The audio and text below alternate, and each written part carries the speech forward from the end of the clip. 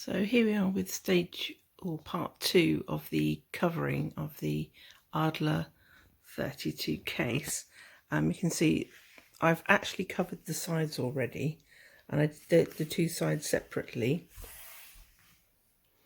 and which wasn't too difficult. And the stage we're at now, you can see, is I'm about to glue this final strip that goes all the way from the back here. And what I've done is I've clipped it in place so that I get it nice and square, so that as I pull the sides and glue the sides on and come down, I get them exactly parallel to the side of the box up here, just on the edge. Don't know if you can see that very well. So I've basically recovered it in the same way that it was covered originally. So I think this is the final part of the outer cover, and the tricky part in making sure I get it really square and parallel to the sides. So I hope that's going to go okay, and I'll show you it afterwards. Well, the case is now fully covered with the waxed cotton, and I'm just working on putting some of the hardware back on. And here I've got the lock mechanism, which I've managed to make a key for. I've just been marking out positions for the new rivets that I did manage to acquire from the leather store. Bifurcated rivets, I think they're called, or split rivets. And you can see I bought extra in here.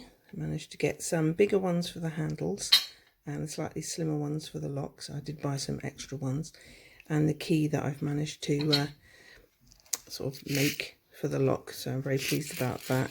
And on the bottom of the case I have refitted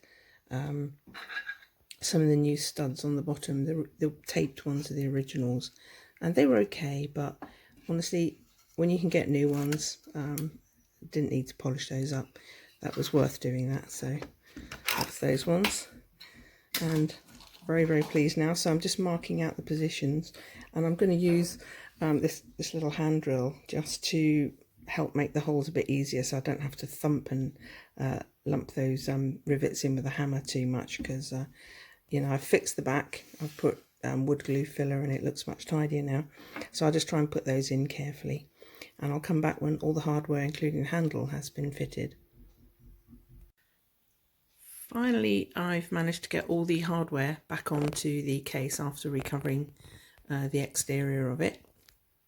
Had brand new pins for these sections here, and I actually, despite earlier showing you that I had new pins for this, I don't know how I managed it, but they were fractionally too short, so I had to reuse the previous ones, which I can't remember who it was. One of the members actually said to me that it is possible to reuse them.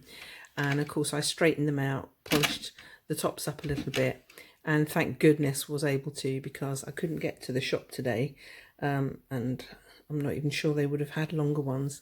So these split pins are the originals on here, and all four of them, bar one of them, were all absolutely fine. I was worried that bending them back again and separating them would make them snap, but when I was removing them, one of the forks, if you like, did snap off. So one of these pins has only got one piece, but unconventionally I've put them back together in my way and not the way they should have been done, because I totally understood from the way I dug them out that the pins should be, and if I have one here, let's just see, the pins should be, can I focus, split and then doubled back on themselves, so bent over and crimped again, so that the wood, the tips of them would dig into the wood. And I guess they must have used a special tool then, but there's no way, even with the thinnest pliers that I had, that I could really bend the fork back and double it back on itself. So I have done it a kind of traditional way, like the pins down in the bottom here, where I've just split them. And so I'll show you what I did. Now, the wood underneath this area where the lock was really mashed up, because I really did have to, you know, work quite hard on smoothing out and filling in some of the wood. there's probably a bit of excess wood filler here. I didn't need all of this, but what I decided to do was I made these little plates out of very thin, I guess it's like aluminium, and these come from a strip that is like a book binder or a notepad binder, the kind that you would put a clip through and bend it over. And I snipped each one and made a hole. And really, this one here was the first one I put in, and you can see that there is, the wood was a little bit mashed up there. But that one went in quite strongly, and it's holding quite tight, so I've decided to leave that one and not mess around with it anymore.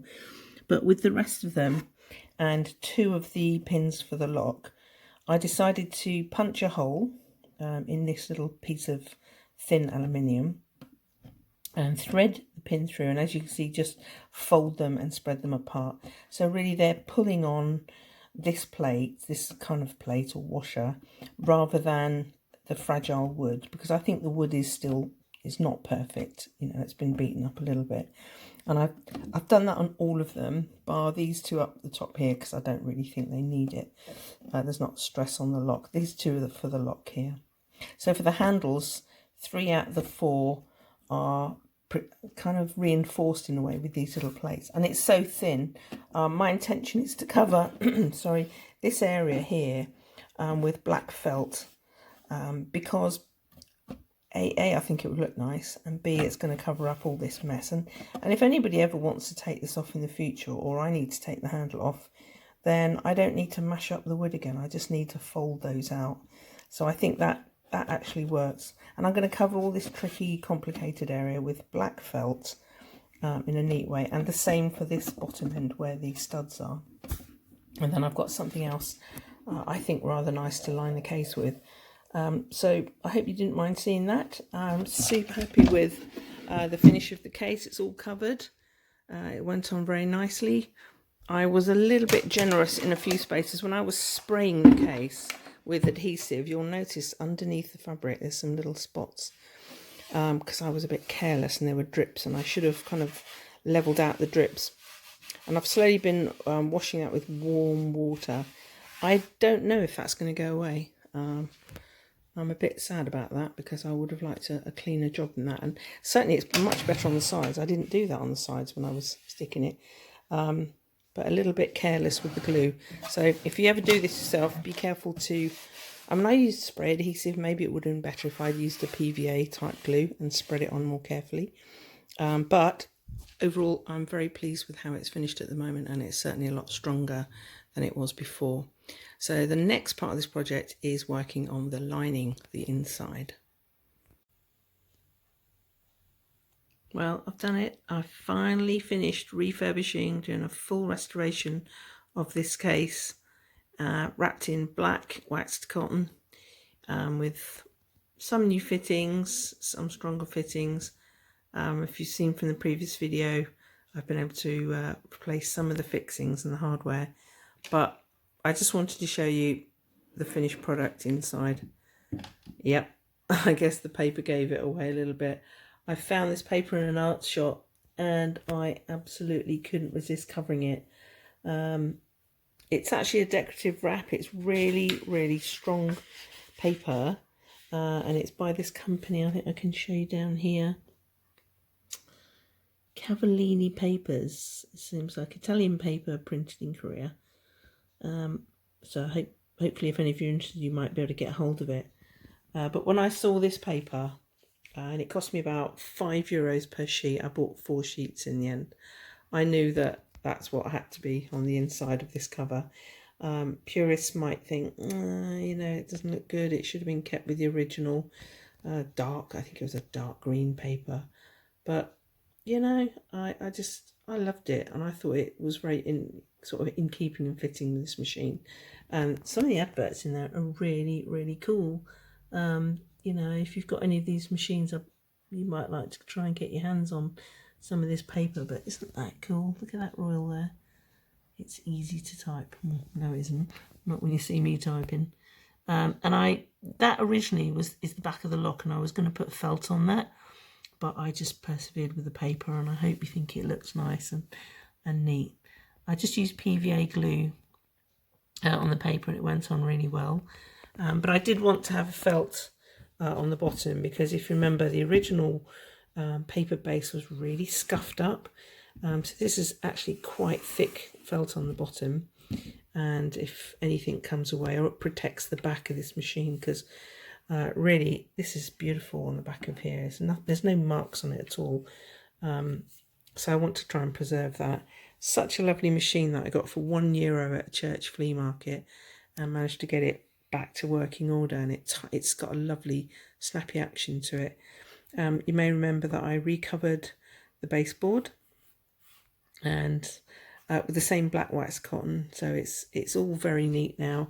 You know, in a previous video you might have seen that I restitched the handle, created a new lock for that a new lock, I never get it right around, a new key for that lock.